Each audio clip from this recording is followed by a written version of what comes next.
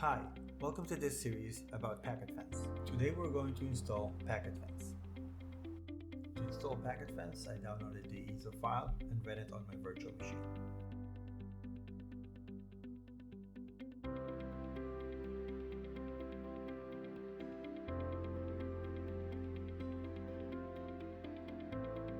I was asked to give the machine the host name and also provide the domain name.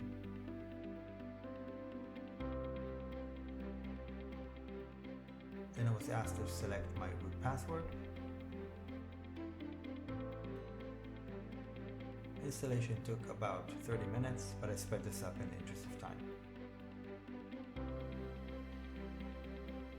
When the installation was finished, I ran the server again and got this prompt. In the next video, we're going to log into the server using a web configurator and look at the initial setup for Packet Fence. I'll see you in the next video. Hey, if you like this video, please subscribe to the channel and hit the like button for this video. Also hit the bell icon so you can get notifications about our new videos just as they come out. We'll see you next time.